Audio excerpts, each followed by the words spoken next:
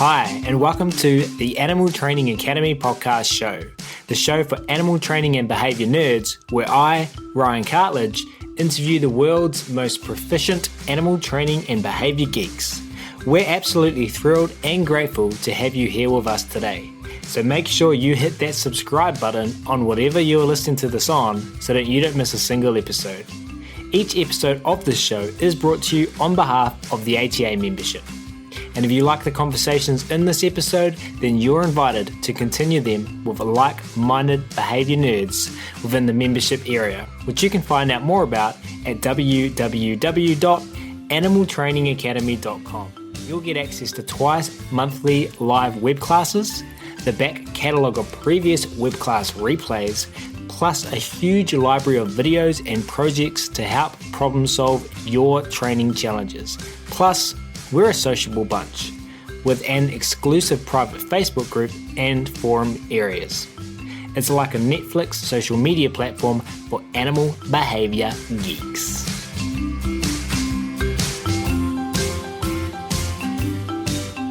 But we will get started on today's episode where we will be talking to one TV Joe Layng. Dr. Layng has 50 years of experience in the experimental and applied analysis of behaviour, with a particular focus on the design of teaching/learning environments. Joe earned a PhD in behavioural science, biopsychology, at the University of Chicago. Over his rich career, Joe has applied his knowledge and expertise across many different industries. He's developed numerous programs at various universities, investigated, helped discover and characterize behavioral processes, for example, contingency adduction, and has worked within clinical behavioral settings, with a focus on ambulatory schizophrenia, especially the systemic as well as a topical treatment of delusional speech and hallucinatory behavior. In 1971, Joe founded the Center for Innovative Design and Programmed Instruction at Western Illinois University. A few years later, Joe established a research/treatment program, the Personal Effectiveness Group, at the Institute of Psychiatry, Northwestern University Medical Center. He went on in 1984 to found Enabling Technologies, a software firm which was one of the first to use gamification to teach business software, as well as an array of business products and advanced 3D modeling software.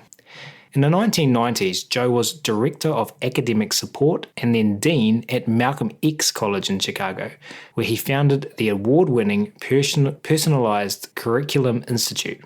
In 1999, he co-founded HeadSprout, where Joe led the scientific team that developed the technology that formed the basis of the company's patented early reading and reading comprehension online reading programs, for which he was the chief architect.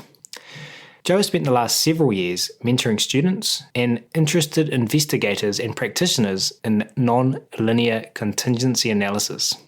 He has published over 50 articles or chapters, and his new book, Non-Linear Contingency Analysis, Going Beyond Cognition and Behaviour in Clinical Practice, will be available in fall this year. Joe is a Fellow of the Association for Behaviour Analysis International and Chair, Board of Trustees, the Chicago School of Professional Psychology. So without further ado, it's our very great pleasure to welcome Dr. Joe Layng to the show today, who's patiently waiting by. Joe, thank you so much for taking the time to come and hang out with us at Animal Training Academy. We really appreciate it. Well, it's my pleasure. I am really looking forward to the discussion. Fantastic. And we'll dive straight into the first question today, Joe. I'm curious if you could take us back 5 decades. I want to hear about young Joe. Where did it all start for you? Where did you first learn and start getting interested in behavior analysis?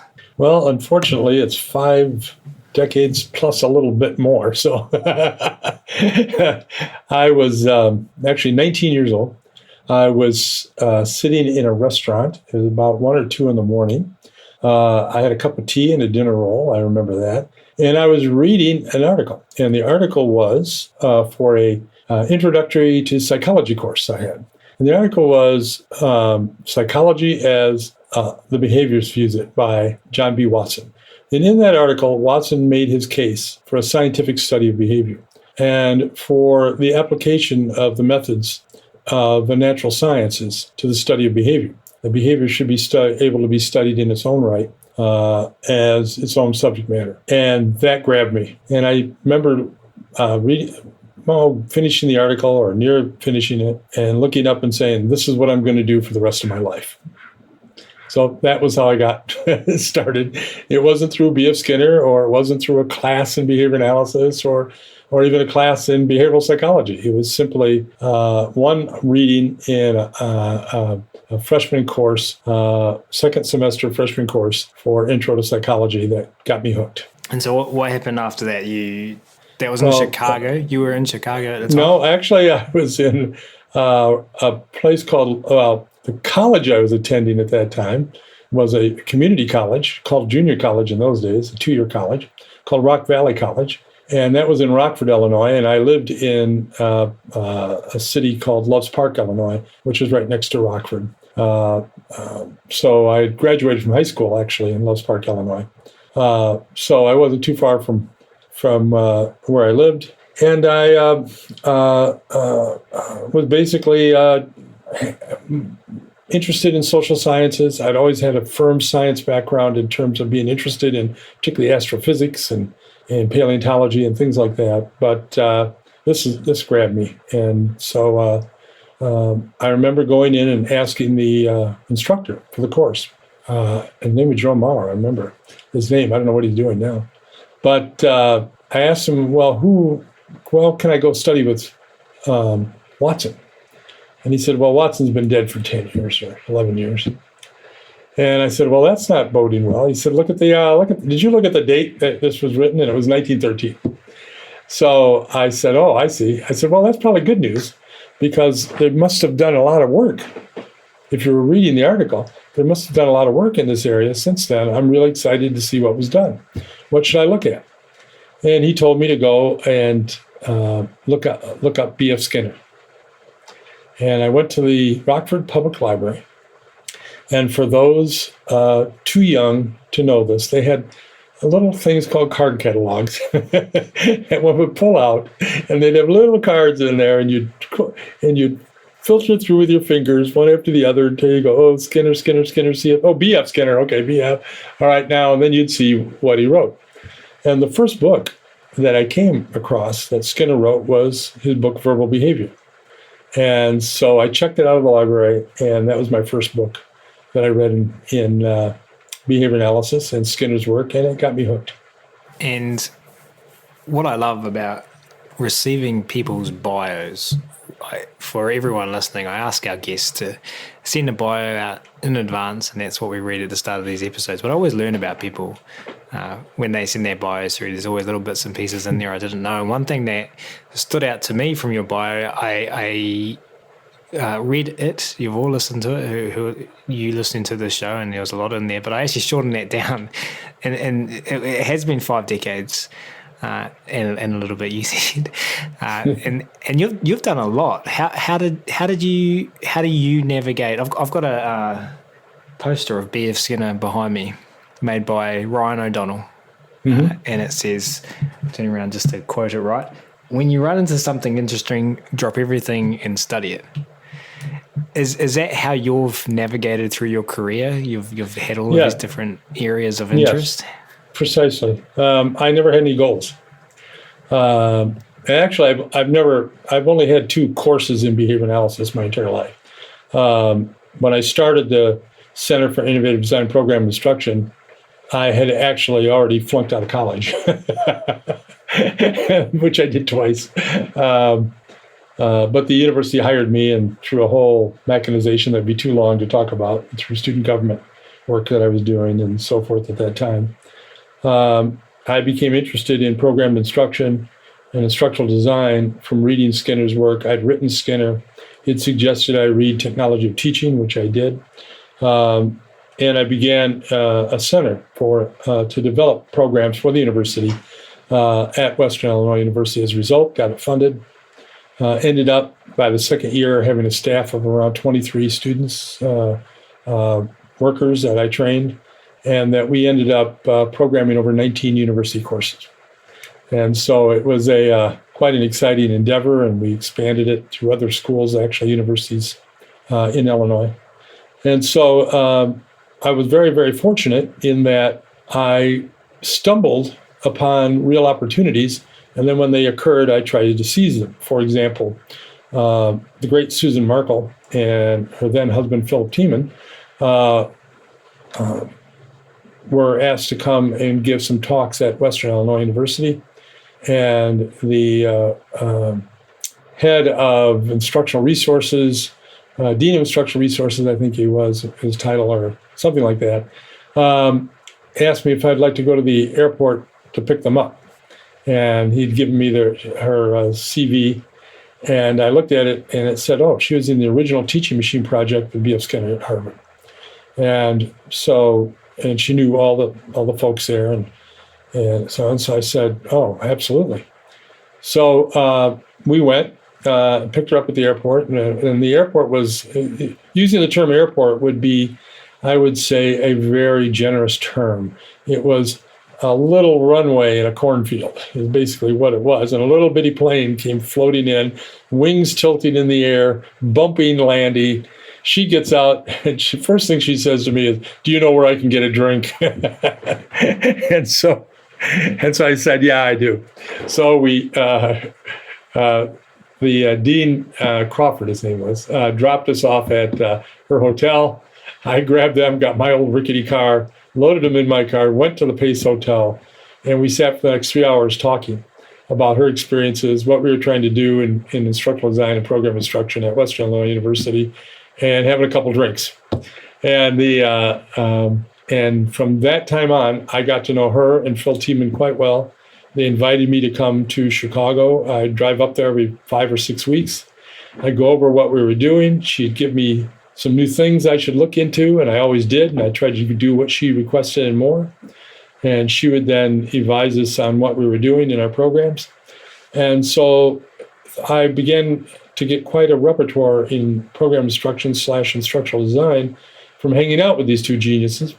And although I never had any formal coursework with them, never got any course credit or anything like that, nor was I interested in that. And so we remained close until both their deaths in the last several years. So, and my wife, Joanne, was their last graduate student. She got her PhD with Sue Markle and Phil Tiemann. So that's how I got started there and developing a real understanding of program instruction and so forth. But I had no bachelor's degree. I had no degree whatsoever. And then I ended up moving to Chicago for a variety of reasons. Got a job in a psychiatric institute where I began applying the principles of program instruction, and that's a couple of articles of that title, to inpatient psychiatry. This is an inpatient psychiatric unit, and was found to be highly successful in doing that. And later, through another friend and at Sue Markle's apartment, I met Israel Goldheimer. And within 5 minutes, I knew that he was the guy I wanted to work with. And at the University of Chicago. Again, I had no degree at all. And I ended up applying Goldheimer's constructional approach and his alternative sets analysis to the treatment of psychiatric issues and problems, and developed a research treatment group at the Institute of Psychiatry, and then taught a couple courses in advanced contingency analysis and psychiatry, worked with social workers, inpatient work, outpatient work, family therapy, the whole range. But my focus and specialty was ambulatory schizophrenia. And so I did that there for a number of years before leaving to go to Texas, where I actually completed a life experience degree in Illinois, where they gave me a life experience bachelor's degree, and I got a master's degree at the University of Houston-Clear Lake, met my wonderful wife there. And she's from New York. She's not a Texan. But a student of Izzy Goldheimer's was there, and I had met Izzy, and I'd sat in on his courses. He'd allowed me to do that. I had the privilege to do that. I finally graduated there with a master's degree, and then in 1979, in the fall, I entered the University of Chicago and to work with Goldheimer for the next several years. So walk us through that 5 minutes where you decided that Izzy Goldheimer was the person that you wanted to work with, and how important was that 5 minutes for the rest of what you've done since? Oh, it marked, it had a tremendous effect on me. The guy, when he spoke with such alacrity, I guess you'd say, brilliance. You could just tell that he was brilliant beyond almost anyone I'd met. Maybe Sue Markle was up there in that category. And I'm looking there and I'm saying, here I have the opportunity of studying with the two of the great geniuses of our time in our field. I need to take advantage of that. So I'd say the only goal I ever had in my life was to study with Izzy Goldeimer. I didn't much care how I did it or what the program was. And so it was, so happened he was on the committee in biopsychology. So I had to do biopsychology, even though I knew nothing about the topic or the area. So I went to graduate school in an area of which I had no knowledge whatsoever. And it turned out okay, as they say. And you said you eventually ended up spending 7 years working with Izzy, did you say? 15. 15. And yeah, 15 years. Actually, they had to get me to leave the program. I had to pry me out with a crowbar. They had to threaten me to leave. 15 years, I imagine a lot happened in that time, obviously. Oh, yeah. What was your highlight? Can you think of a single highlight, or was that every conversation I had with Goldeimer was a highlight? There wasn't one that wasn't a highlight. He was paraplegic from a car accident. And every day we'd walk home with him from his office laboratory in the Museum of Science and Industry, the East Wing, second floor, to his home where he lived across the street. And he would take the most roundabout route to get to that, to get home as that he could find. Or after his classes, when he'd teach a class on campus, we'd walk home with him, which was about a mile walk that way. And he would talk, and we would listen. And my good friend Paul Andronis was in the lab at the same time. And I had met Paul at Western Illinois University. We'd gone through much of what I just described together. And Paul and I, or Paul or I, would walk with Izzy every day back to his home, and he would talk. And every lab meeting was phenomenal. And every time we had an opportunity to meet with him in his office to discuss anything was fun. So every moment was a highlight. There wasn't a single highlight. Everything was an investigation and inquiry into magic. It was the level of analysis, the continual challenging questions, the continual investigation of new phenomena. There was never a learn this and repeat it back to me experience ever. It was challenging with new phenomena continually. And and it was just invigorating and thrilling every day. An inquiry into magic. Yeah, that's right.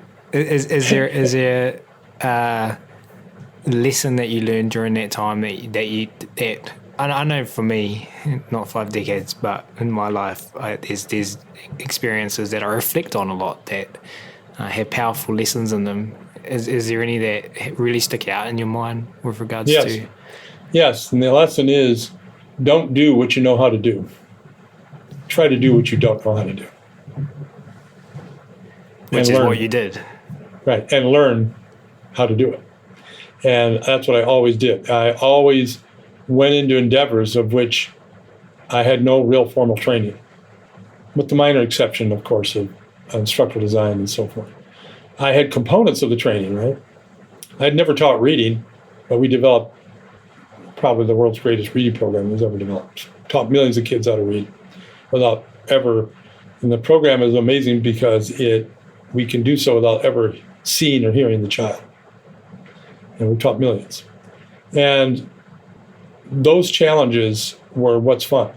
When I would present at conferences, and particularly at major conferences where I'd get invited to do a major address, I'd pick a topic for which I knew very little about to talk about, and then go out and become an expert in. And so this is what advice I actually give to young people, is don't do what you know, try to do what you don't know and learn how to do it. And that way you keep yourself interested, and so on. I think it was Aristotle who said happiness was, performing one's utmost under conditions of challenge. And so what makes people happy is a series of small accomplishments. And so people say, well, I was happy in the job and then I'm just not happy anymore. Well, what that tells me from a contingency analytic point of view is that the challenges have ceased. You're doing what you've always done in the job. And so, that's what it is. Even in relationships, it's what learning about someone, learning to get along with them, work with them, go places with them. You're very happy in the beginning, and then it so-called sometimes evens out because those challenges aren't there. So the secret to happiness is that, there are two phases to it. We can talk about that actually. But the one is the continual meeting of small challenges that you're equipped to make and succeed and see that change. And then of course, there's another element to it as well in terms of how others are affected in your environment and what you can accomplish relative to the group that you're involved with, your community. And so you tend to regress to a mean that matches the mean level of the community, and you'll find your happiness waning a little bit. But that is a very complex and long topic that it could be one podcast all by itself. Well, we're going to call this episode Dr. Joe Layng, The Secret to Happiness. Yeah, that's right. And it is the secret to happiness, by the way. It's people say you can't be happy and suffering is the normal course of human behavior. And no, what that just tells you is that the contingencies aren't there to support behavior in ways that the word happiness describes. So you see there's two secrets, or two components of it. The first one was the challenges, and the other one has to do with it. It's measured relative to your the alternatives available in your community. In other words, if I have a certain number of ways of getting to something, I can do it. I can achieve an outcome through 3 different ways, and that brings us to the topic of degrees of freedom. But the community I'm in can do it in 5 or 6 different ways. I don't like that. I will feel thwarted and held back and so forth. And so there's a certain amount of unhappiness that comes from the alternatives you have versus the referent community. And so that's also one of the components. And with that first component, the challenges? The challenges, is that is part of that increase in the challengingness of challenges, or just consistent challenges? Well, it depends on what you do and who you are and what your history is to a certain extent. But in essence, you want to see that there was something you have overcome or achieved. Right. And it's that evaluation of that is also very important. And when I work with clients in this area, we work on discrimination training to detect, and we apply what's called signal detection theory, to detect these changes, to make sure that you're recognizing the challenges that are there and the challenges that you've actually succeeded in. And what I found is more people are more successful than oftentimes they realize. And they've had successes in their past more often than they realize. And when we adjust that and then set out some goals, this is why, goal setting and people talk about, well, goal setting helps do all these. And if you make committed action and so on, that's actually not what's doing it. The action is achieving the outcomes of small stuff. It's the consequences of achieving these steps. And the goals help us set those up as priorities and sets up the conditions under which we discriminate that change. We detect the change, right? And so forth. So this is where goal setting comes in. It helps us provide accomplishments, in sub-goals in particular, accomplishments which we then experience as success, and therefore maintains our behavior toward moving toward that goal. And we get that feeling of accomplishment, which is what we describe over a period of time as happiness. A lot of questions. But one reason I wanted to explore this is a conversation that's currently happening within our membership about, we just had Dr. Christina Sporting join us. I'm not sure if you're familiar with her, to talk about stress and talk about good stress and bad stress, and about some stress that is good stress because the outcome of it in the end is something that you want, as a good outcome you want. And then I asked Dr. Sporting about, because I find myself in that position. I get quite stressed as I'm trying to do something that I don't know how to do. And I feel like I constantly find myself in that space. It's unpleasant, but I feel like I'm constantly in that space. And then how does that compare to errorless learning and trying to be someone who is not in that space as much because the approximations they're setting might be small enough? And then how does that relate to our animals as well? That is a question, but it's also just right. Well, it does relate to animals. First of all, let's face it. Stress isn't something that exists. Stress is a metaphor for the arrangement of different contingencies that we're involved in. Right. Our emotions track changes in contingencies, and consequential contingencies in particular. And so when we say we're stressed or not, we're saying that to have an effect on an audience so they understand what we're facing, right? And the word is there for a word to communicate, all right? And so what we're really saying is I have a response requirement placed on me, and there are critical consequences for meeting it, right?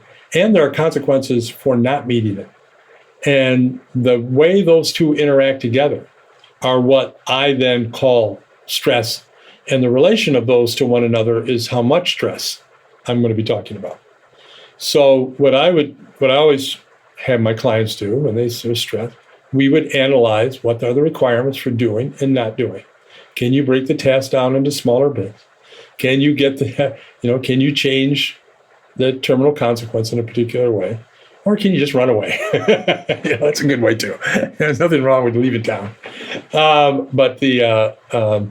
So we use any of the emotions, including the metaphor of stress, as an indicator, as a signal to examine the contingencies under which we say stress is occurring. And so the idea that you do not have a behavior in a repertoire that can solve a particular problem at that moment may produce a little stress, right? And then you work at it and solve it. You go, oh God, I figured it out. That's so good. And you feel the relief of the stress. You meet the requirement. So what has happened there is the aversive consequences for not meeting it have been avoided or removed. That's the relief part. And then you've achieved the outcome, which is a feeling really good part about doing it. So you feel both relieved and you feel good about doing it. If the step is too big and the repertoire or the consequence is so brutal for not meeting it, that stress is going to be much felt great. Now there's a caveat to all of this. Remember I said stress, and it's a word that we use to communicate to have an effect on others. Well, if I run around stressful and stressed out, and all of a sudden a significant other comes in to bail me out, I may find that I'm getting stressed more often because it recruits an intervention. So what happens then, it becomes stressful behavior. In other words, it's not necessarily simply describing the contingencies. It's taken on a contingency life of its own. It is reinforced in its own right. So when working with someone who's experiencing a lot of stress, I have to, as someone helping them to intervene, have to disentangle the two. Is this a description of the contingencies, or is this a way of recruiting assistance in some way? Right? Or both. It can be both. So this is what one looks at when one deals with these things. And that's why I'm not a a fan of simple, stress reduction, this and stress, that. Anything that makes you feel good and feel better, I'm for it. Do it, right? If meditating helps, be my guest. If looking at crystals and the color arrays from that they give you makes you feel better, be my guest, do it. I'm not against doing any of that. But if you want long-term change, I always find it helpful to look at the contingencies responsible for the use of the word, and then look at the consequences of being stressful or stressed in a variety of situations. Anxiety is the exact same thing. All these types of emotions. Anxiety describes a situation where there's a behavioral requirement for which you have not previously met, typically, or you're unsure that you have the behavior that will meet that requirement. So the distance between the behavior, your past behavior in similar situations, and the requirement is the amount of anxiety you're going to feel. And so anxiety then should prompt one to say, oh, what are the requirements? What behaviors don't I think I have? What would I have to succeed in this environment? And so you realize that you can lower the requirements somehow. So instead of talking to a room of 1,000 people, you can begin by talking to a room of 10 people. Or you can increase your performance. In other words, learn how to talk, go through and practice, do all these types of things. Or you can get off the graph, right? And in other words, develop a phobia or something. Just stay away from the situations, social phobia or whatever. But what is interesting is that once you begin to analyze these things and you realize you're trying to titrate and learn what behaviors it'll take, what criteria are there, you can actually handle more anxiety than you can otherwise. In other words, we hear a lot about acceptance, but acceptance alone is not enough. That just says, suck it up, feel it, and behave in a way that you might be valuable to you. Well, but that's not helping you change the contingencies. You actually want to get in there and change those contingencies. And when you begin doing that, you'll find that the acceptance part of it comes along. You don't have to do anything special for that. And so the use of those terms, stress, anxiety, and so on, should be used as contingency descriptors. In other words, they typically mean, when I feel fear, that describes one particular contingency. For humans and dogs, by the way, same contingency, humans and dogs. Anger, same contingency, humans and dogs, or any other animal, including iguanas. It's been studied in iguanas. So the emotions that describe the contingencies and should then allow you to be able to go in and analyze those contingencies and then develop an effective intervention. And going back a little bit, the word stress that we use to communicate with an audience, with others, is related to the gap between what behaviors we know and what behaviors we need to know to reach a goal. Or the amount of behavior required in a particular amount of time. Or the amount of behavior required within... In other words, will I be able to produce that much behavior?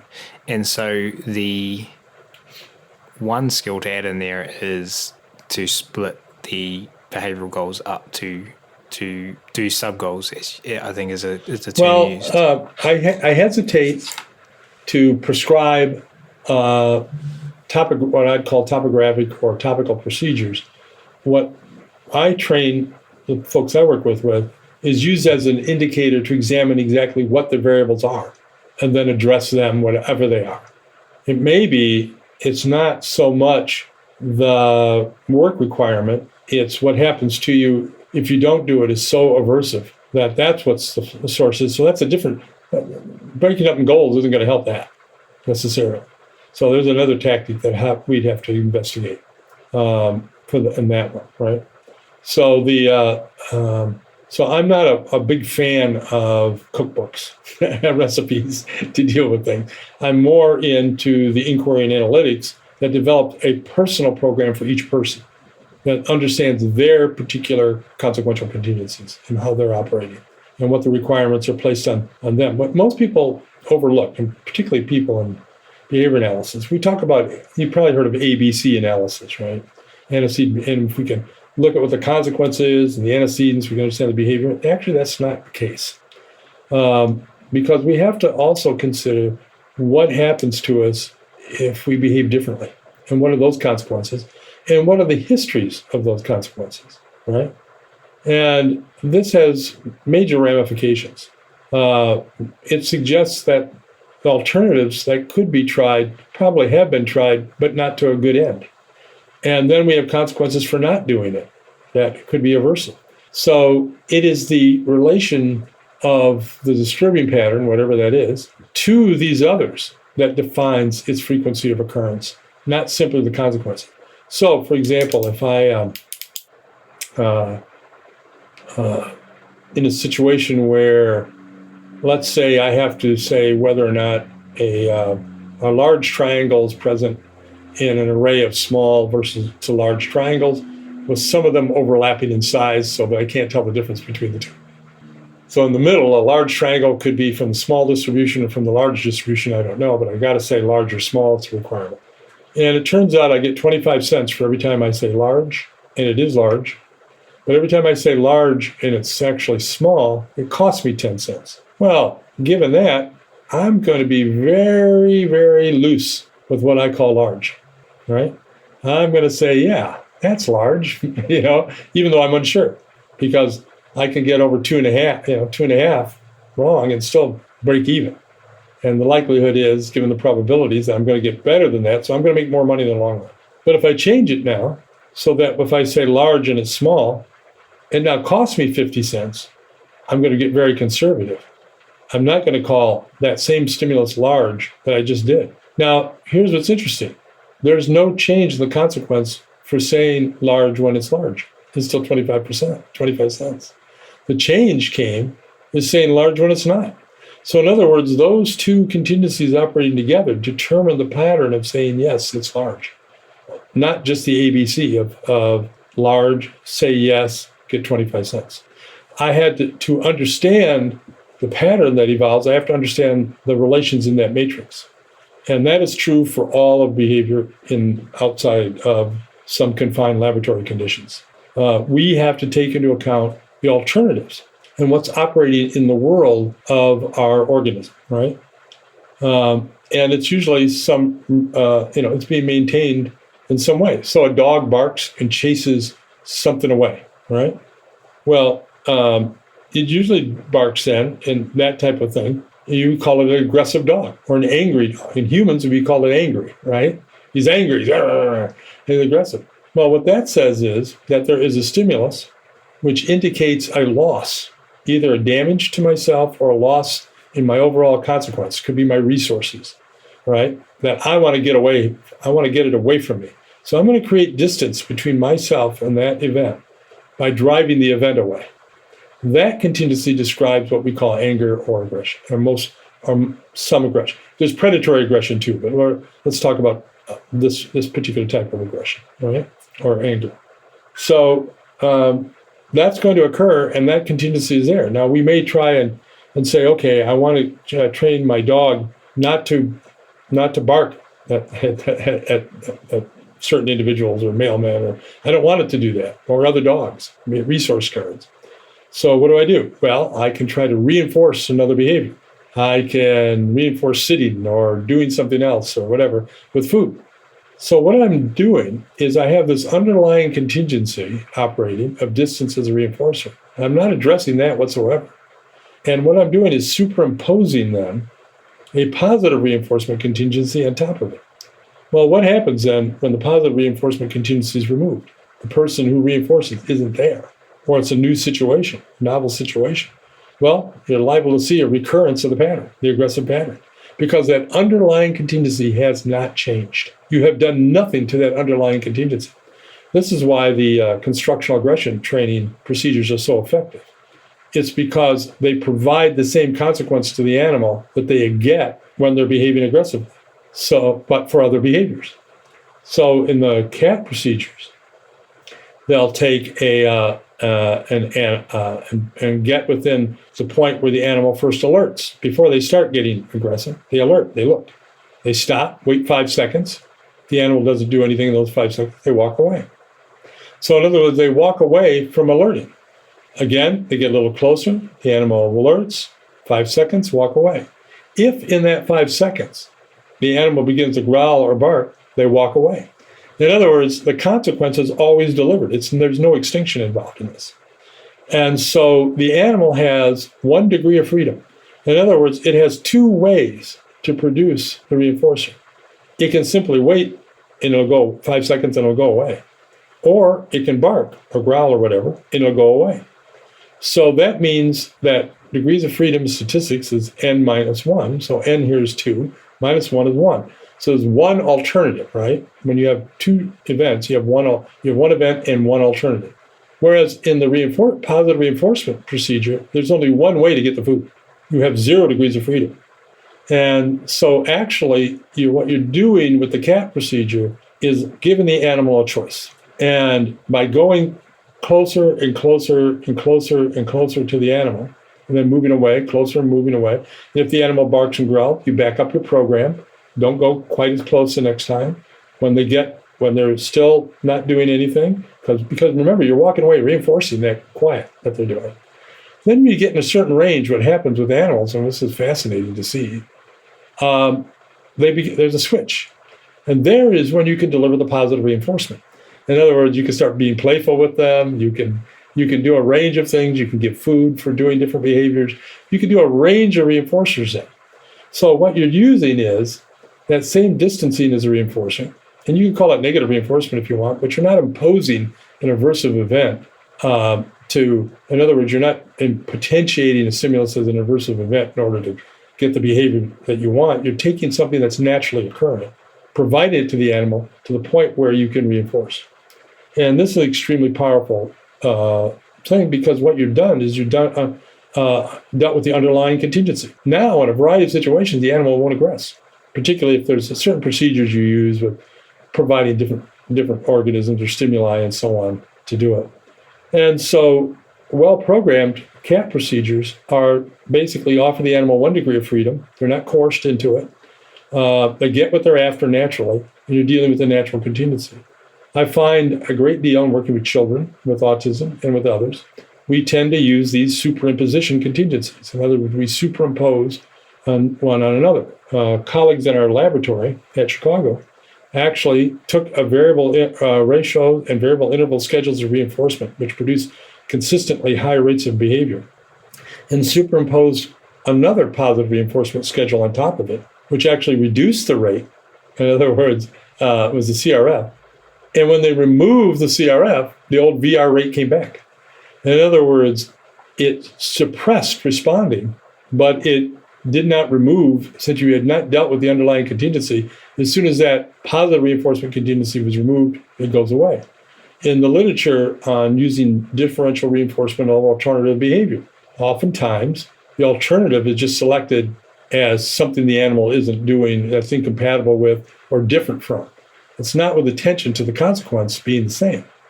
So I will differentially reinforce an alternative to barking or whatever. But in the literature, if you look, particularly with the children, they'll remove the DRA and the behavior comes back. They'll put it in place and it comes back down. I mean, they're showing you that it's superimposed just by the ABAB design that they're using. So these elements then, understanding the alternatives, and this is what we mean by nonlinear, means that one simple contingency relation, linear relation, is not enough to understand the determinants of the behavior. We have to understand the other relations as well. And this is what makes it nonlinear. They converge to define the frequency of occurrence of a behavior, either its absence or its presence. And so these nonlinear relations then become very, very critical to understanding more complex notions and relations. That was a long from the original question, but hopefully I didn't get carried away there. Well, to borrow a term from Teresa McEwen, we like to encourage our guests to passion talk. So thank you for passion talking all over us just then, Joe. That's what the show is about. That's what I've through the antecedents set up our guests to do what you just did, then I feel like I've done my job at the end. So Really appreciate that. You used a lot of different terms in there, and I was wondering if we could potentially, in your words, get some definitions for some of the terms that you just shared with us. I know our members are really interested in learning more about, you used the term constructional aggression in there, but just the constructional approach. Although I appreciate those who listen to this podcast show number, as I was talking to you about before we pushed record, Joe, number many more than the individuals who make up our paid membership. And so I'm conscious that some listing might need some clarity first on what the constructional approach is. So in your words, can you help guide us there? Yeah, the constructional approach was developed by Goldeiman through years of work. He was engaged in a long research project, actually with a social psychiatrist and a psychoanalyst. And they set out to understand what goes on in therapy and so forth, and then what would be the best way of helping people achieve their outcomes. And they came up with a constructional approach. And the constructional approach says we should not be trying to eliminate behavior. Our job is not to stop someone from doing something. So we're not going to use punishment, and we're not going to use extinction per se. Typically, there are extreme cases when one might, so I don't want to, but 99.9 we're not. What we're going to do is we're going to ask what needs to be established, the absence of which is the problem. So in other words, if we establish this repertoire, the disturbing repertoire will have no reason to occur. So in Izzy Goldeiman's laboratory, people would come in after years and years of stuttering. And they had a program that trained people not to end their stuttering, not to stop stuttering. They taught them to speak fluently.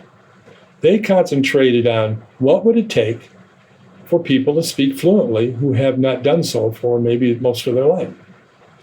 And they spent years of research, and they developed a program that was highly successful that taught people to speak fluently. Never once did they try to get them to stop stuttering. And what was interesting is that often people had both repertoires. They could stutter or they could speak fluently. It was like almost learning a second language. And so the constructional approach then says we need to know where it is we want to go. And we ask the question, if we were successful, what would the outcome be? What would it look like? So we want to know what it is we're after. What is it? In other words, if in many of the eliminative procedures, or what we call pathological procedures, that you want to stop doing that, well, once they stop doing it, what is supposed to be happening? So in a constructional approach, you always ask, if we were successful, what would the outcome be? And then we ask, okay, where are we at now? What's the current relevant repertoire? Because that's going to be the starting point. We're not going to ask the individual or the animal or whatever to engage in that terminal repertoire immediately. They have to work their way toward it, step by step by step. So then what we look at, after we follow and find the current repertoire, we look at the change procedures. What procedures will we attempt or use to teach our organism to get from where they are now to where they need to be? And then we look at the maintaining consequences. In other words, what's going to maintain the behavior of our individual or organism through this program? And what we try to do is harness the same consequences that are being provided by the disturbing pattern. To the extent that's possible, then we can provide those same consequences, but at less cost. So the goal is, can we supply the same consequence, but at less cost to the organism than does the disturbing pattern?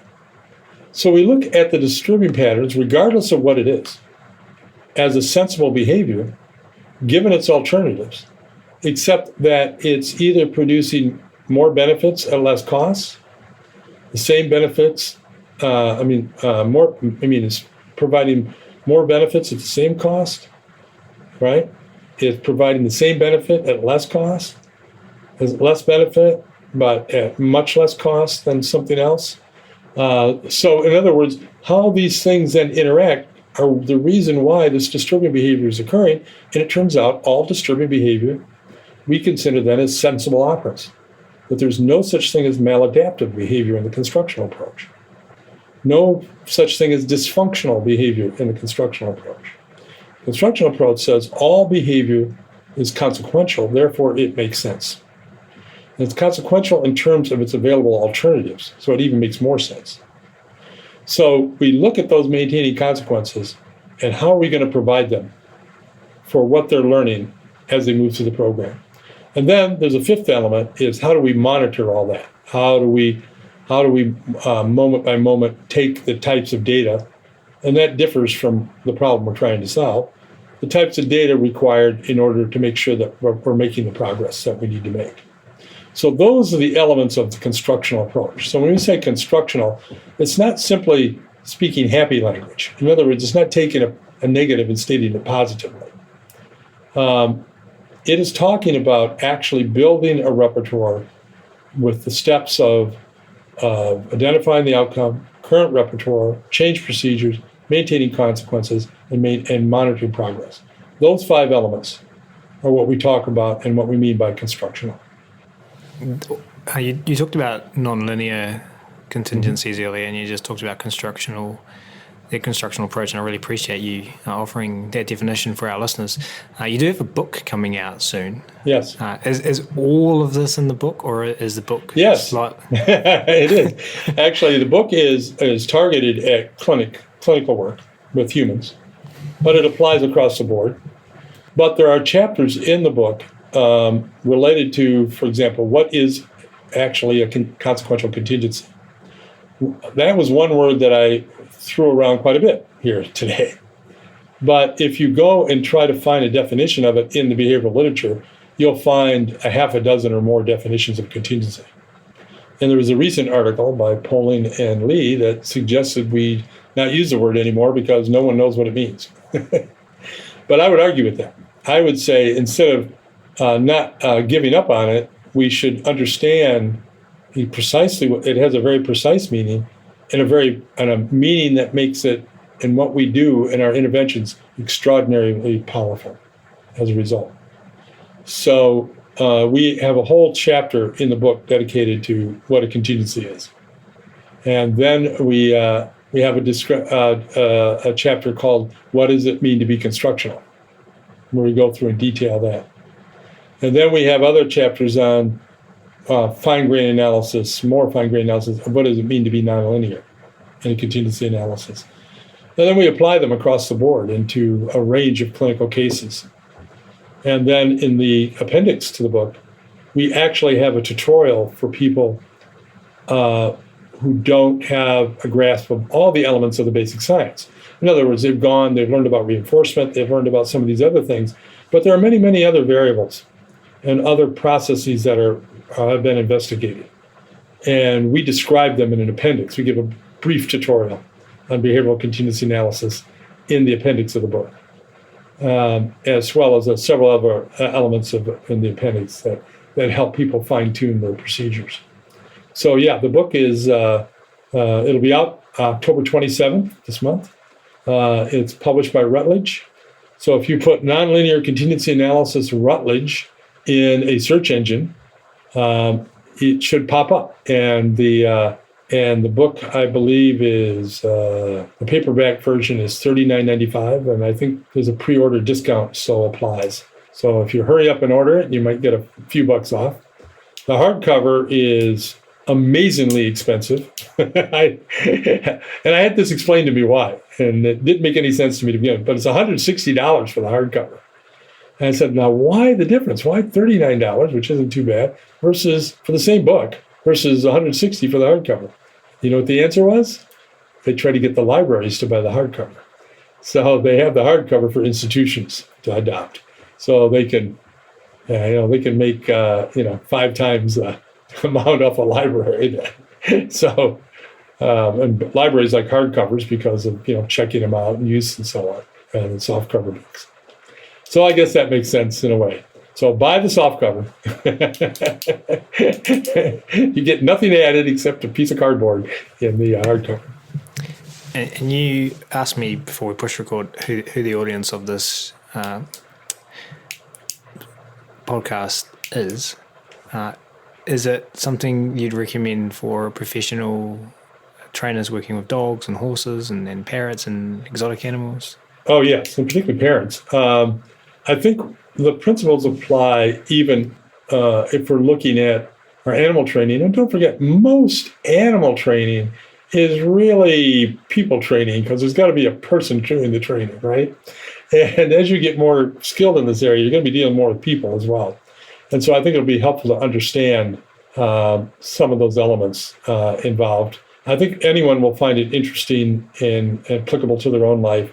And it also shows what this field in this area can do, the types of complexities that we can deal with. We're not simply running around waiting for a behavior to occur and reinforcing it. It's much more, we can do much more of that. And we can deal with emotions, our what they call private experience. All of that we have a pretty good handle on and understand how to work with that in the context. And the key element in all of this is understanding the consequential contingency, which you'll understand in detail once you finish that chapter. Well, Joe, I'm learning from you, and normally these episodes go for about the length of time we've been going, but you told me to seize opportunities when they're in front of you. So as long as you're happy to keep going, I have a ton more questions for you, and we can just turn it into a 2-part episode. I know that's what our members wanted me to do anyway. And I know that I've got some contingencies in play, if we can use that word anymore. Joe says we can. We get the reinforcement of producing these episodes, but I know my wife also needs me to care for our daughter later, and so there's consequences for running over time for me as well. We will end part 1 of this recording with the amazing Joe Layng here. Part 2 will be released 2 weeks from now, where Joe and I carry on the conversation, sharing about degrees of freedom, extinction, how positive reinforcement can be aversive, and more. We can't wait to be with you again soon, and a massive thanks to Joe for hanging out with us today at Animal Training Academy.